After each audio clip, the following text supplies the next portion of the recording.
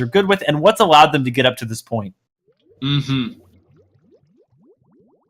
Moving along right now, I would expect to see it flashing blaster. Expect to continue to see him. So we actually have the Rapid Blaster on one side, and we have both a Rapid Blaster. I believe that's the Rapid Blaster Pro, actually. It is, and also a sloshing machine.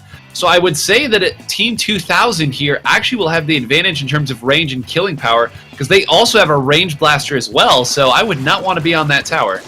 Yeah, both teams also favoring that Splatbrella. That's going to provide them with that really quick Ink Storm. We were seeing one come out in the first 15 to 20 seconds of the game, as it's going to be already a quick kill coming out on the side of Ninja here as they get this tower push going. The Rapid Blaster is a great person to have set up on the tower. That's going to allow the other members of Ninja to continue pushing forward and get those quick kills so that the Rapid Blaster basically can stay on the tower and go unopposed. But they are going to go down to the Brella. Beautiful shot there as they were contending with a Splat bomb launcher. But the Brella for 2000 going to be shutting that push down as quickly as it started. 60, not too bad for the first minute of the game, but it's also not nearly a safe push. So lots of work still to do for both teams. Absolutely, Yotsuba going ahead and closing that one down. Big four. And I'm not just saying that because Yotsuba's been the name we've been saying a lot. Yotsuba is one of the few weapons here that is going to be able to kind of contend with the one-hit KO potential that so many of the weapons you see have, or at the very least the Range Blaster has here for Team 2000. Some great movement here by the captain.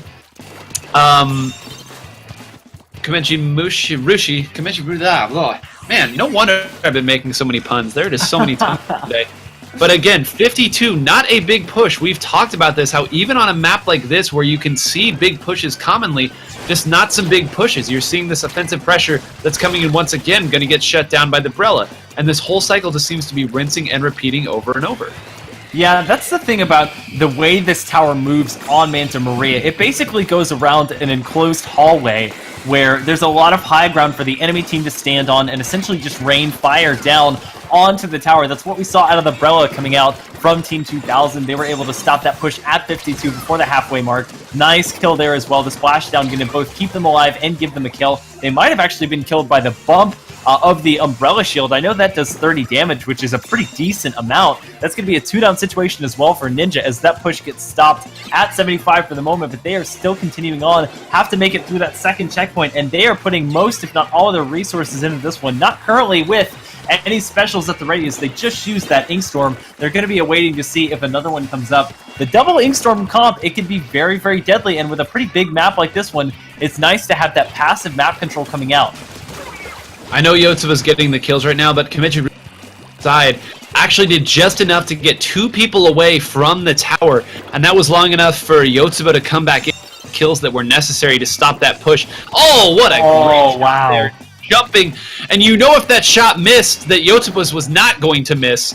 So a very clutch kill there. Enough, but it does look like the rest of Team Ninja is coming in here to put the pressure on. This push is going to get back near where the other one was. Mejirushi going to get back on the tower and keep this one moving. Nobody there at the moment, but it's going to be enough to expand their lead ever so slightly. Yotsuba going to have to retreat. Nobody on the tower, but they do finally get past the checkpoint. A great job moving there and putting the pressure back on the other team.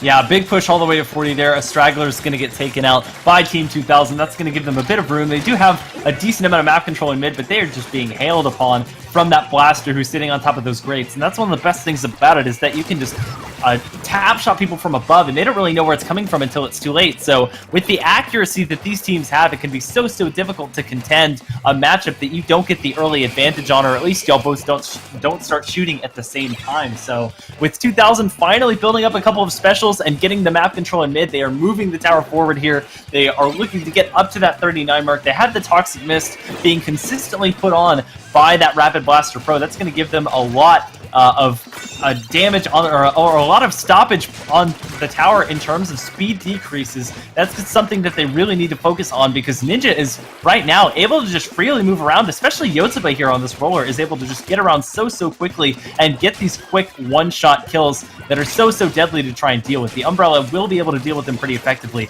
but time is running out on 2000 and they need to act quickly. They do, and this comp that they're running here is all about the kills. It's going to play great defense, but when they're making the pushes, they need to find ways to get kills. So far, both Yotsuba and Kimechi Rushi have found ways to get around and get the kills against this slaying comp. That's what this comp is. And finally, we're going to see a couple down. It's going to come down to this last bit, but keep an eye on where Ninja places themselves. You see Kimechi Rushi already came from behind. I think just got 3 of them single-handedly. And that's the story of the game. They kept finding ways to get around the tower, move people away from the tower, and outslay that slaying comp. And it's pretty unbelievable based on the results that we've seen coming out of 2000 that they were not able to put up a bit of a better fight here. They did a pretty good job of getting 1 or 2 relatively strong tower pushes. They even had the KAs to make it seem like they were putting up a very, very good fight, but Ninja just consistently kept that tower on 2000's side of the map. Yotsuba consistently putting on pressure with that roller, and of course they had the blaster too that was just keeping 2000 from getting anywhere significant with that tower. That's the difficulty of riding through that hallway on Manta Maria, is that blasters can stay very far away from you on high ground and just keep raining shots down because nobody can get on the tower without taking damage, and I don't believe they had an ink armor at the ready for them. So as we move on now to Splatzone's Inkbot Art Academy, it's going to be a very different animal. This is a much more rectangular map as opposed to one that's very linear. There's that large open area that you really need to control in mid in order to stop anyone from the enemy team coming down from their plat freely. And whichever team can do that should have a lock on the zone. Neither of these teams really is favoring long-range weapons, so most of the fighting, I believe, is going to take place where the zone is or around it. This is one where if you have a Rapid Blaster, you might want to use it. I think the Rapid Blaster might be the best weapon on this map and mode, as we already see Mame not switching off of it. And we're going to see now an NZAP coming out here from 2000, and I agree with that. That slaying comp, of course, makes sense in tower control, but they just could not find a way to keep this quick, slippery comp that Ninja's been running all day out. So I like this pick, and I'm interested to see what they do with it.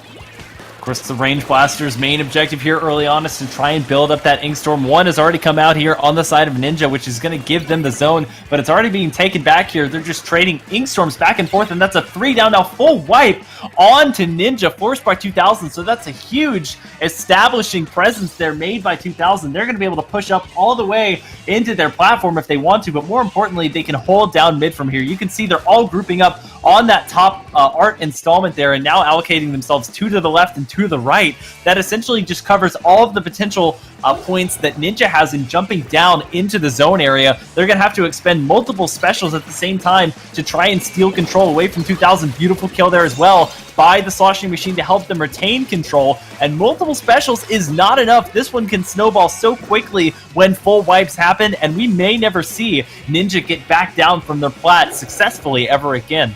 And it is so, it takes, like you said, it takes specials, and it takes multiple specials to take this back.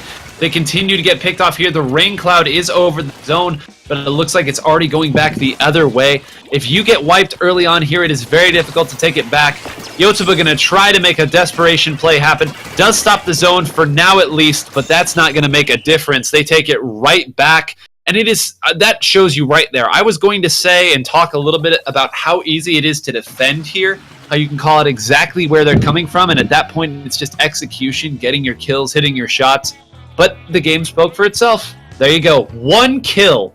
1 kill for Team Ninja.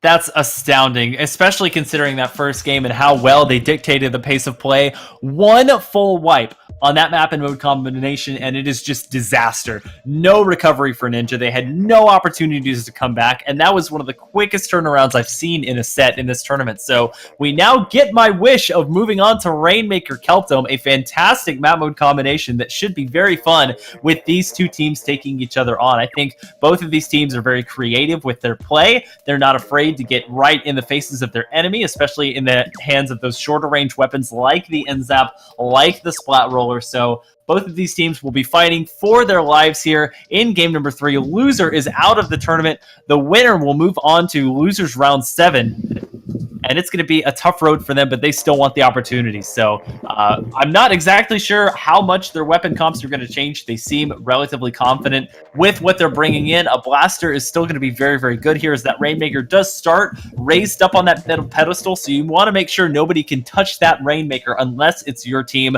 and we'll have to see if they decide to get cheeky and walk it across the catwalk, or if they'll go the more traditional route and try and take it through the choke point. Well, with the amount of pivots that we've seen here and how well both teams are able to adapt, put resources, and then feint, take the Rainmaker the other way, I think both of them are equally valid options here. The question will be, 2000 just got a big, as dominating a win as you can get, almost, 1 kill short of it, but a very dominating win here. So I hope that Ninja doesn't let this get to them. I hope that they're able to move things along. This is Rainmaker, so if there's one map, well, one mode rather, that Ninja has shown their prowess on, it has been Rainmaker, with Yotsuba leading the charge. So we'll see if that does continue to be the theme here as we move into this pivotal Game 3. Loser goes home.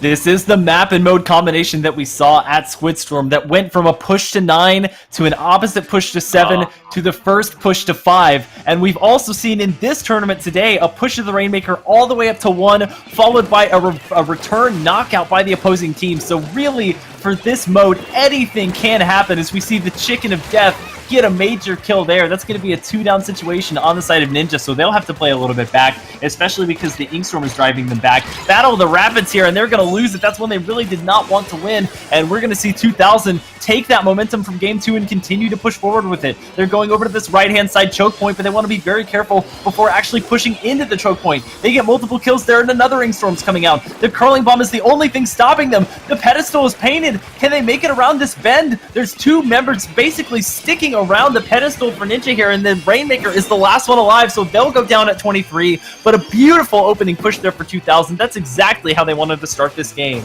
And right now you're starting to see why 2000 runs 2 blasters. Look at how many kills they were able to get in that situation. The pressure came up. We talk a lot about ink control. Hey, you can't paint if you are dead. That first game did not go their way in that regard. This game, much more so. A big, big opening lead. They take another 2 down. The last 2 are over here in this corner. One of them is the Rainmaker. The Rainmaker pretty much isolated by itself against the Brella, but sneaks behind the Brella there. The Rainmaker is going to go down here to the range blaster, however, and you're really starting to see the wisdom of this double blaster comp. All this splash damage. That's about the best situation you could have hoped for if you're Ninja there. Getting the shot of the Rainmaker that had that delayed detonation behind the Umbrella. So the Umbrella was locked into that shield. There was no way for them to even see the Rainmaker shot and react to it. So beautiful job there. It's not going to be nearly the push that they wanted, but we're seeing some of the ingredients that Ninja is going to need in order to make a recovery here, which they still have plenty of time to do. However, in the meantime, 2000 holding on to the Rainmaker once more. Less than 30 seconds left for them to try and push it forward. They really just need to kill time at this point to try and give Ninja less time to make a push of their own, because it's going to take a pretty significant one for them to come forward, and they have no way of getting into that spawn unless they go all the way around through the choke point or through the grating. So I think they're just going to let the Rainmaker either explode or wait until about the 10-second mark and then push as far as they can before the Rainmaker explodes. So with it being locked on the ramp there, they have the shield. It should be another push likely coming out from 2000. And they are not going to pop it. They are going to leave it right there. That's as smart. Hard as it can. And they popping. You see Mame getting very close to getting that pop. Popping it would actually be the best thing that Mame could do at this point, because then eventually it will reset, or one of them will be forced to grab it and move it. They're still fighting over in mid, but this is such a difficult position for that Rainmaker to be in. How are you supposed to get over there?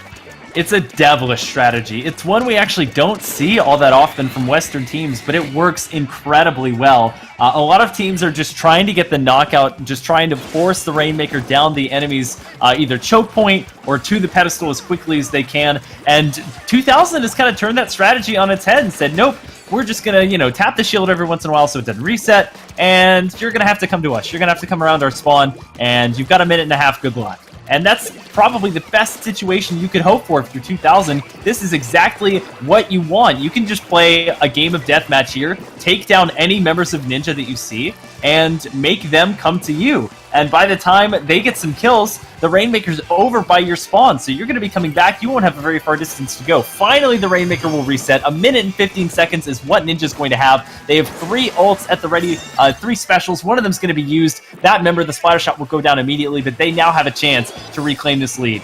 They do. It's going to be a very treacherous path for them to go to because of the, I was about to say the Stingray, but the beat Stingray. And the 2 blasters as well. That is such a difficult path that you have to go through. It's not all about weapon composition, but it's certainly not any easier. And the Brella still as well. You have to get through a weapon that is a literal wall.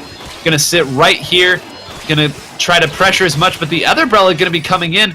I don't know if the chicken ended up getting him there in that situation, but with 3 of them now, they don't have any specials yet, and 2 of them are going to go down as a result. You see them waiting around there. Yotsuba has to be very careful. Any time that one of them dies at this point might spell the end of the game.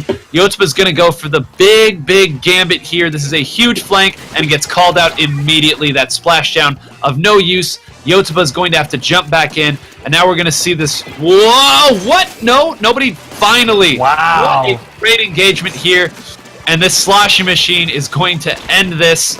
Was that a quad? My gosh. At least a triple, if not the quad. Not only that, but before that even got started, the incredible foresight of the sloshing machine to hang out over by that right-hand side grate and say, flank, I don't think so. We're going to have to show you the door, my friend. So a beautiful kill to start that one off. They jump down into mid, get another kill, go around to the choke point, get a third. A 19 KA performance from the sloshing machine on the side of 2000. They lose the first game and come roaring back with an emphatic performance in games 2 and 3. And they are going to be moving on to losers round 7. They will take on a very tough team in Kitaino team. So I'm looking forward to seeing who emerges from that set. But so far, nice resilience by 2000 to keep their tournament hopes alive. Absolutely.